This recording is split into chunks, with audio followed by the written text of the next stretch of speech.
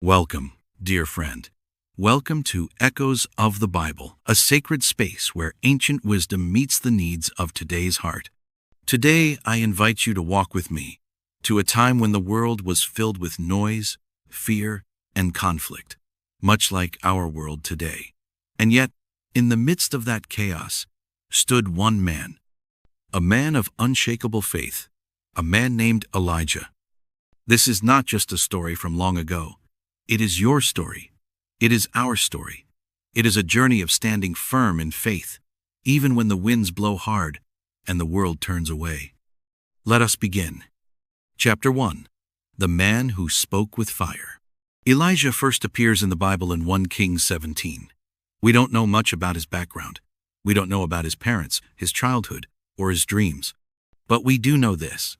Elijah was a man who obeyed God when few others would. At the time, Israel was drowning in idolatry.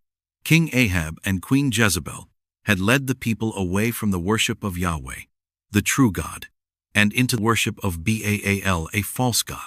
Elijah stood alone, and with courage burning in his heart, he declared to the king, "As the Lord, the God of Israel, lives whom I serve, there will be neither dew nor rain in the next few years except at my word." 1 Kings 17:1. It was a bold proclamation, one that would place a target on his back. Faith means speaking truth when it's hard. Dear friend, there will be times in your life when you will be called to speak the truth, even when it is uncomfortable. Maybe it's in your family, your workplace, or your community. But know this: when you stand for truth, you do not stand alone. Just like Elijah, God stands with you. You may feel small, insignificant, but when you speak with faith, the words you carry become fire not to destroy, but to illuminate. Chapter 2. The Brook and the Widow. After Elijah spoke to the king, God led him away to a quiet place, the Kerith ravine, and fed him by the brook. Ravens brought him bread and meat. It was a season of isolation, of waiting, of trust. But then, the brook dried up.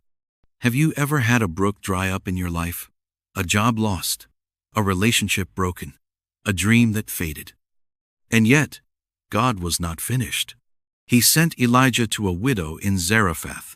She had nothing, only a handful of flour and a little oil. And yet, Elijah asked her to make him a small cake first. It seemed unreasonable, even cruel, but she obeyed, and her obedience led to a miracle. The jar of flour was not used up, and the jug of oil did not run dry. 1 Kings 17:16. Trusting God when resources run low. Sometimes, God leads us into places where our resources run out, not to harm us, but to remind us that He is our true source. Are you in a season of scarcity? Don't despair. God sees you. God knows, and He has not forgotten. Like Elijah, learn to listen. Like the widow, learn to obey. Chapter 3. Mount Carmel, the Showdown of Faith. Perhaps the most well-known story of Elijah is found in 1 Kings 18, the showdown on Mount Carmel. Elijah, the lone prophet of God, challenges 450 prophets of Baal to a test. 2 altars, 2 sacrifices, but only one true God. All day, the prophets of Baal shouted, danced, and cut themselves. Nothing happened. Then Elijah stepped forward. He rebuilt the altar. He soaked it with water, and he prayed, "Answer me, Lord, answer me, so these people will know that you, Lord, are God, and that you are turning their hearts back again." 1 Kings 18:37. Fire fell from heaven. The people fell on their faces, and they cried, "The Lord, He is God." Bold faith brings glory to God. Friend, your life is an altar, and every act of obedience, every word of prayer, every moment of trust, it builds that altar higher. You may feel surrounded, outnumbered, but one person with God is always in the majority.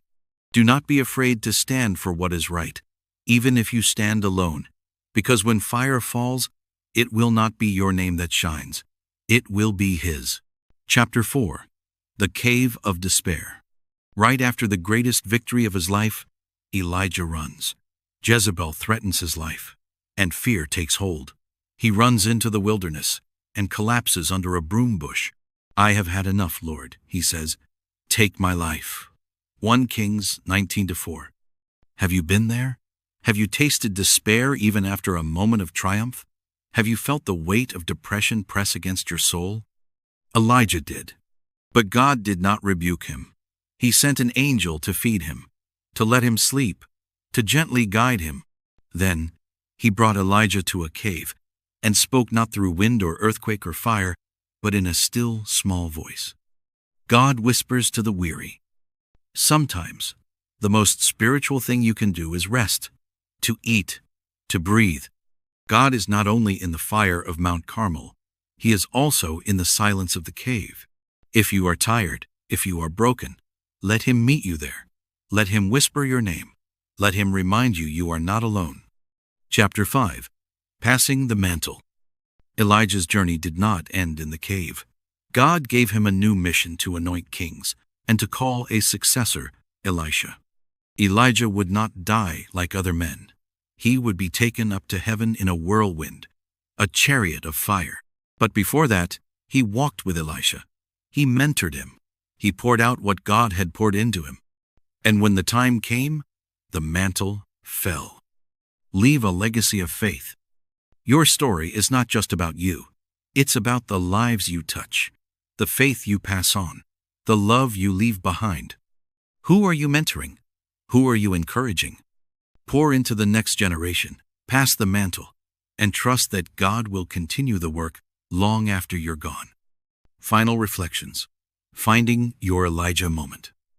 Beloved friend, maybe you feel like Elijah today.